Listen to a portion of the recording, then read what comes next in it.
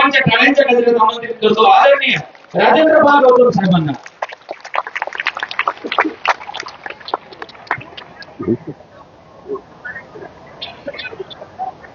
दुनिया को समता, स्वतंत्रता, बंधुता, न्याय, प्रज्ञा, शील, करुणा और मैत्री के साथ साथ शांति व मानवता का संदेश देने वाले तथागत भगवान बुद्ध, संत गुरु रविदास जी, संत कबीरदास जी, गुरु नानक देव जी,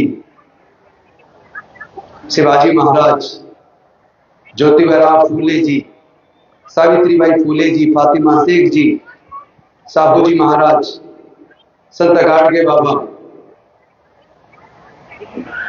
गुरु घासीदास जी, डॉक्टर बाबा साहेब अम्बेडकर जी, माता रमाबाई जी और समाज के सभी महापुरुषों के चरणों में कोटि कोटि नमन करते हुए आदरणीय भिक्खू संघ,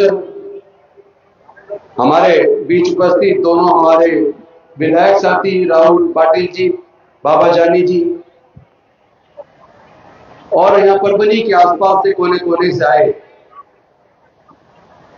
धम्म बंधुओं, उपासक उपासिकाओं, सभी को क्रांतिकारी जय भीम, विनम्र नमो बुद्धाय. सबसे पहले तो आप सभी को और विशेष रूप से सिद्धार्थ अति अम्बिरे जी को शुभकामनाएं देता हूं कि वो अंतर्राष्ट्रीय धम्म परिषद का आयोजन परभनी में किया और साथ ही साथ यहाँ एक बहुत ही खूबसूरत बौद्ध विहार, विपස්සना सेंटर, लाइब्रेरी का जो निर्माण करने का संकल्प उन्होंने लिया, उसके लिए मैं उन्हें बधाई देता हूं और आप सबको भी शुभकामनाएं देता हूं. साथियों, एक बहुत ही खूबसूरत धम्मचारिका आपने देखी होगी. कुछ बौद्ध भिक्खु संघ अमेरिका के अंदर धम्मचारिका कर रहे हैं विश्व शांति के लिए, मानवता की खुशहाली के लिए. जिस तरह पूरी दुनिया में चारों तरफ नफरत बढ़ी है, कई देशों के बीच में युद्ध हो रहा है, कहीं अमेरिका के राष्ट्रपति वेनेजुएला के अंदर हमला करके वहां के राष्ट्रपति और उनकी पत्नी को उठा के ले जाते हैं, तो कहीं रसिया और यूक्रेन के बीच में युद्ध चल रहा है. आखिर ये दुनिया जा कहां रही है? मैं समझता हूं आज पूरे दुनिया को ऐसे दौर में जब नफरत तेजी से बढ़ रही हो, जहां एक शक्तिशाली दूसरे को हराकर खुशी महसूस करता हो, ऐसे समय में बुद्ध के धम्म की आवश्यकता है. क्योंकि जहां अशांति होती है वहां कभी तरक्की नहीं हो सकती. प्रगति और तरक्की वहां होगी जहां शांति होगी, और शांति कहां होगी? जहां बुद्ध के धम्म का लोग अपने आचरण में उतारेंगे. अभी जब भंते जी आ रहे थे, हम भंते जी के साथ साथ चल रहे थे, तो हमारी कई माताएं बहनें करुणावश उनके पैरों में पुष्प अर्पित कर रही थी, पैर छू रही थी.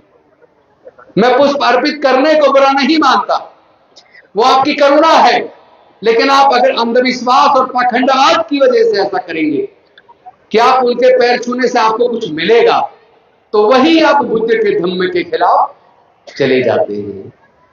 अंधविश्वास और पाखंडवाद से कभी भी दुनिया का भला नहीं हो सकता. क्योंकि पूरी दुनिया में जब हम इतिहास को पढ़ते हैं तो हमें समझ आएगा कि कुदरत ने इंसान पैदा किया, लेकिन चालाक इंसानों ने जातियां पैदा की. अच्छे इंसानों ने धम्म दिया, बुरे इंसानों ने धम्म का अपने फायदे के लिए इस्तेमाल किया. आज जिस प्रकार हम देख रहे हैं, हमारे देश के अंदर भी अपनी राजनीति को चमकाने के लिए, अपनी राजनीति को सफल बनाने के लिए, सत्ता पे हमेशा के लिए बरकरार रहने के लिए कुछ लोग नफरत पैदा कर रहे हैं. अभी आपने 25 दिसंबर को देखा होगा, जहां एक तरफ पूरे दुनिया के अंदर क्रिसमस का त्योहार बड़े धूमधाम से लोग मना रहे थे, तो वहीं उनके चर्च के अंदर घुसकर कुछ कट्टरपंथी लोग वहां तोड़फोड़ कर रहे थे। ये नफरत क्या भारत की पहचान कभी रही है? अगर नफरत भारत की पहचान रहती तो भारत को दुनिया के अंदर जितना सम्मान मिलता है वो न मिलता, क्योंकि भारत को पूरी दुनिया के अंदर सम्मान बुद्ध की वजह से मिलता है। जब भारत के प्रधानमंत्री विदेश में जाते हैं तो वो भी वहां जाकर कहते हैं कि मैं बुद्ध के देश से आया हूं। अंबानी जी की पत्नी अमेरिका गई, उन्होंने भी कहा कि मैं बुद्ध के देश से आई हूं। तो बाहर जब पहचान बताते हो तो बुद्ध से बताते हो, लेकिन भारत में आके उसी बुद्ध की मूर्तियों को तोड़ते हो, उसी के बुद्ध के धम्म को भारत में वापस लाने वाले डॉक्टर बाबा साहब अम्बेडकर की मूर्ति को तोड़ते हो, उनकी फोटो को जलाते हो। अरे आप मूर्ति तोड़ सकते हो, फोटो को जला सकते हो, लेकिन बुद्ध के और डॉक्टर बाबा साहब अम्बेडकर के विचार को नहीं रोक सकते। दुनिया गवाह है कि पूरे दुनिया को तथागत बुद्ध ने शांति और मानवता का संदेश दिया। समता, स्वतंत्रता, बंधुता, न्याय, करुणा, मैत्री और प्रज्ञा का मार्ग दिया, अष्टांगिक मार्ग दिया, पंचशील दिया। जैसा अभी मेरे साथी गगन मलिक जी बोल रहे थे कि बाबा साहब तो धम्मचक्र चलते रहना चाहिए। चलेगा कैसे जब डॉक्टर बाबा साहब अम्बेडकर को मानने वाले, तथागत बुद्ध को मानने वाले लोग भी जब अंधविश्वास और पाखंडवाद को बढ़ावा देने शुरू कर देंगे तो धम्म आगे नहीं बढ़ेगा। आप लोग पहले अपने अंदर, खुद के अंदर बसी जाति को तो त्याग दो। अभी तो आपने अपने गोत्र को नहीं छोड़ा। आप बौद्ध उस दिन बनेंगे जिस दिन आप अपनी जाति के गोत्र को छोड़कर बुद्ध के धम्म को आत्मसात कर लेंगे। मुझे याद आता है जब सम्राट अशोक ने कलिंगा विजय प्राप्त की, सम्राट अशोक बड़े प्रफुल्लित हो रहे थे। वो कह रहे थे कि मैंने दुनिया को जीत लिया, मैंने जंग जीत ली, बड़े प्रफुल्लित थे। लेकिन चारों तरफ लाशें ही लाशें थी, खून ही खून था। वहां से भंते जी गुजर रहे थे। भंते जी ने कहा, ए सम्राट, तुम तो बड़े खुश हो रहे हो, कह रहे हो तुमने दुनिया को जीत लिया, क्या इन मुर्दों को जीता है? किस पे राज करोगे? यहां तो लाशें ही लाशें हैं। क्या तुमने अपने अंदर पल रहे राग, द्वेष, लोभ, मोह, अहंकार, गुस्सा और नफरत को जीत लिया? क्या तुम यहां जितनी लाशें हैं, क्या इनमें से एक को भी जिंदा कर सकते हो? इतना सुनते ही सम्राट अशोक को एहसास हुआ कि उन्होंने जीता नहीं है, वो हार गए। तब उन्होंने अपने शस्त्र त्याग कर तथागत बुद्ध की शरण में चले गए। अपने पूरे परिवार को, अपने बेटे को, अपनी बेटी को बुद्ध के धम्म के प्रचार प्रसार में लगा दिया। और उसके बाद उस धर्म ने पूरी दुनिया को शांति, मानवता का संदेश दिया। लेकिन जहां भी बुद्ध के धम्म के आचरण के खिलाफ काम हुआ, वो देश तबाह हो गए। आपको याद होगा जब अमेरिका और तालिबान के बीच युद्ध हुआ तो अफगानिस्तान के अंदर जो बुद्ध की बड़ी प्रतिमा थी बामियान के अंदर, तालिबानी उसको तोड़ा, लेकिन अफगानिस्तान तबाह हो गया। जिस जिस देश में कट्टरपन बढ़ा, चाहे वो सीरिया हो, लेबनान हो, इराक हो, वो सारे देश तबाह हुए। और आज लेकिन जब भारत के अंदर हम देख रहे हैं, रामनवमी है और आप अपना जुलूस लेकर किसी मस्जिद के सामने जाकर डीजे बजाकर वहां डर पैदा करते हो। आप क्रिसमस के दिन जाकर किसी चर्च के अंदर तोड़फोड़ करते हो। आप ये भूल जाते हो कि आप नफरत से नहीं जीत सकते। अगर किसी को जीतना है तो मोहब्बत से जीतो, प्यार से जीतो, करुणा से जीतो, अच्छे कर्म से जीतो, तो भारत मजबूत बनेगा। क्योंकि आपको याद रखना चाहिए, अगर धर्म के आधार पर आप नफरत पैदा करेंगे, जाति के आधार पर लोगों की हत्याएं करेंगे, तो मत भूलिए भारत के कई करोड़ लोग विदेशों में जाकर अपना व्यापार कर रहे हैं, अध्ययन कर रहे हैं, नौकरियां कर रहे हैं, और ज्यादातर जिन देश में वो नौकरी कर रहे हैं, व्यापार कर रहे हैं, या तो वो देश मुस्लिम है, या वो देश ईसाई है, या वो देश बौद्ध है।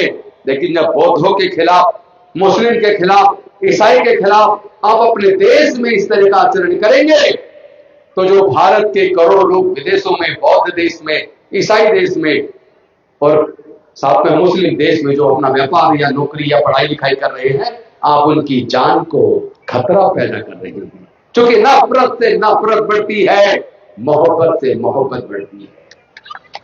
नफरत से देश आगे नहीं बढ़ेगा। लेकिन आज जहां डॉक्टर बाबा साहेब अम्बेडकर जी ने हजारों साल की गुलामी हमारी तोड़ने के लिए अपने 5 में से 4 बच्चों को गंवा दिया, अपनी जवान पत्नी 37 साल की उम्र में माता रमाबाई को गंवा दिया, अपना पूरा जीवन जलाकर हमारी हजारों साल की गुलामी को तोड़ कर गए, हमारे लिए पढ़ने का रास्ता बनाकर गए, रिजर्वेशन के माध्यम से नौकरी का रास्ता बनाकर गए, रिजर्वेशन के माध्यम से एमपी, एमएलए, मंत्री, मुख्यमंत्री, राष्ट्रपति, प्रधानमंत्री बनने का मार्ग बनाकर गए। लेकिन हमारे चुने हुए लोगों ने समाज को धोखा दिया, वो समाज की आवाज नहीं बन पाए। वो संसद में तो जाते हैं, विधानसभा में तो जाते हैं, लेकिन समाज के दुख पर, समाज के मुद्दों पर बात नहीं करते। गुलाम हो गए हैं। गुलाम बनकर चाहे प्रधानमंत्री बन जाओ, गुलाम गुलाम होता है। गुलामी से कुछ होने वाला नहीं है। तथागत बुद्ध ने कहा है, हर चीज अनित्य है। जो भी दुनिया में आया है उसका जाना भी तय है।